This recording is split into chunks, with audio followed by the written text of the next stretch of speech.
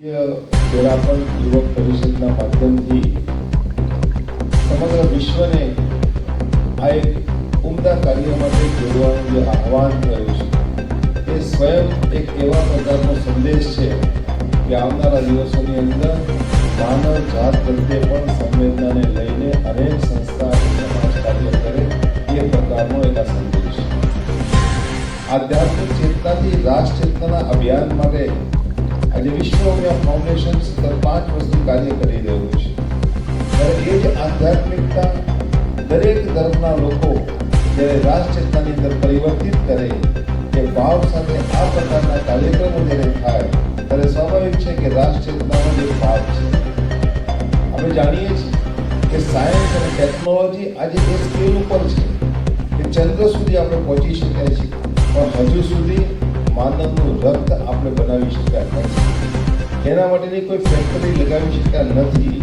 માત્ર ને માત્ર ભગવાનના આશીર્વાદથી એ માનવ શરીરની અંદર જ બની શકે છે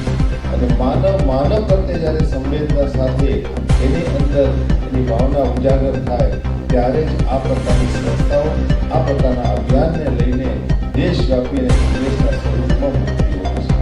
ખૂબ આનંદ સાથે કહી શકાય કે અખિલ ભારતીય વેરાપણ યુવક પરિષદ જ્યારે એના સ્થાપના વર્ષના 61 વર્ષ પૂરા કરે છે 62મા વર્ષમાં પ્રવેશ કરે છે અને એ જ દિવસે દુનિયાના એક એવા મહાન વ્યક્તિનો જન્મદિવસ છે કે જે વ્યક્તિત્વ માટે આજે સમગ્ર વિશ્વ ગૌરવ લઈ શકે છે જે વ્યક્તિની અંદર પોતાના રાષ્ટ્ર માટે પોતાના ધર્મ માટે અને પોતાની સંસ્કૃતિ માટે એ પ્રકારની સંવેદના અને ચેતના છે કે જેનાથી આપણે આજે પણ પ્રેરણા લઈ શકીએ છીએ આજના યુવાઓ માટે આ એક નવા જ પ્રકારનો અધ્યાય છે એટલા માટે એને અધ્યાય કહું છું કે કોલ્ડ પ્લે જેવા પ્રસંગો કોલ્ડ પ્લે જેવા ઇવેન્ટો જ્યારે નરેન્દ્ર મોદી સ્ટેડિયમની અંદર બનતા હોય ત્યારે એના માટે આ પ્રકારની પ્રેસ કોન્ફરન્સ કરવાની જરૂર પડતી નથી એના માટે કોઈને આમંત્રણ આપવાની જરૂર પડતી નથી એ સંજોગોમાં સમગ્ર વિશ્વની અંદરથી ગમે તેટલા ખર્ચે પણ પ્લેનની ટિકિટો હોટલના બુકિંગ કરાવીને લોકો કોલ્ડ પ્લેમાં હાજરી આપવા માટે આવે ત્યારે આ વેરાપણ યુવક પરિષદના દ્વારા આજે જે પ્રસંગ આજે એક અભિયાન જે શરૂ કર્યું છે એની અંદર નરેન્દ્ર મોદી સ્ટેડિયમની અંદર આ એવો પ્રસંગ હશે કે જ્યાં માનવતાની સંવેદના ઉજાગર થશે અહીંયા આપણે પ્રયત્ન કરીએ છીએ કે વધુમાં વધુ રક્તદાન નરેન્દ્ર મોદી સ્ટેડિયમમાં અમદાવાદની અંદર થાય પરંતુ આજના માધ્યમથી આપ સર્વના માધ્યમથી સમગ્ર યુવા વર્ગને મારી અપીલ છે કે જો કોલ્ડ પ્લે માટે આમંત્રણની જરૂર નથી તો તમારી અંદર પણ એક આધ્યાત્મિક ચેતના ઉજાગર કરીને સંવેદના સાથે નરેન્દ્ર મોદી સ્ટેડિયમની અંદર 17મી તારીખે કોલ્ડ પ્લે કરતા પણ એનાથી મોટો માહોલ અમદાવાદના યુવાનો જો પ્રસ્થાપિત કરી શકે એ વિશ્વનો મોટામાં મોટો દિવસ આ પ્રકારના અભિયાનની અંદર આપણે બધા જોડાયા છે વેરાપણ યુવક પરિષદ અમદાવાદના 5 પ્રેસિડેન્ટ મિત્રો આપણે મેગા બ્લડ ડોનેશન ડ્રાઈવની આખી જર્ની અમારા ફાઉન્ડર રાજેશજી સુરાણાથી આપણે સાંભળી આપણે બધાને ખૂબ જ ગૌરવ થાય છે કે માનવતાના કાર્યમાં કેવી રીતે અખિલ ભારતીય વેરાપણ યુવક પરિષદ કાર્ય કરી રહી છે મિત્રો આ એક આધ્યાત્મિક સંસ્થા છે ને અમારા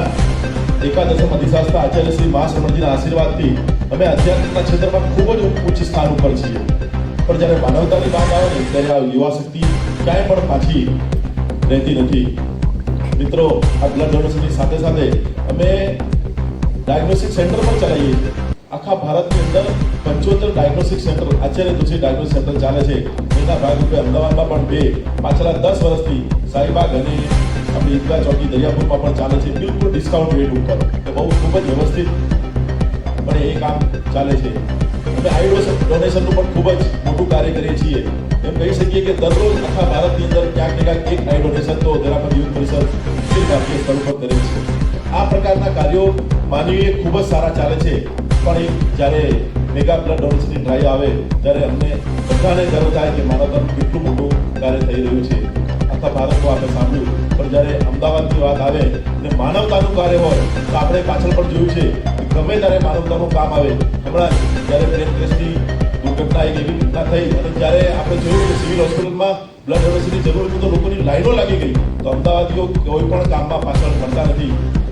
મિત્રો આ વખતે અમે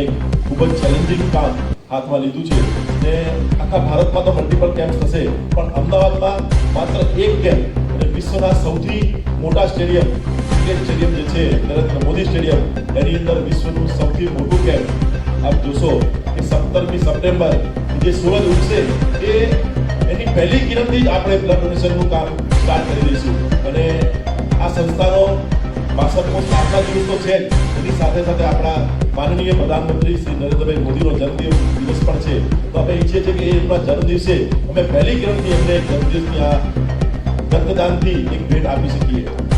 મિત્રો ખૂબ જ સારી વ્યવસ્થા અમારી દેરાપર યુનિવર્સિટી ટીમ અખિલ ભારતીય સ્તરના બધા જ મિત્રો જોડાયા છે આપણે જેમ સાંભળ્યું કે આ એક નાનું કામ નથી જ્યારે જુદું કામ કરવું હોય મોટું કામ કરવું હોય ત્યારે આખો સમાજ આપણી સાથે જોડાય આપણે જોયું છે કે કેટલી સંસ્થાઓ આ કાર્યની અંદર જોડાય છે અને જેને વાત કરીએ જ્યારે મેગા બ્લડ ડોનેશનની વાત અમે લઈને જઈએ તો ચાહે ભારત સરકાર હોય અમે મુખ્યમંત્રીશ્રીને મળ્યા અમારા આરોગ્ય મંત્રી શ્રી ઋષિકેશભાઈ પટેલ તે એમના માટે અમે કહી શકીએ કે એ પોતે જ આખા અભિયાનમાં સાથે જોડાયેલા છે એમના ગાઈડલાઇન માર્ગદર્શનથી આખું ગુજરાત સરકાર આની સાથે જોડાયેલું છે અમદાવાદ મ્યુનિસિપલ કોર્પોરેશનની વાત કરીએ તો અમારા મેયર પ્રતિભા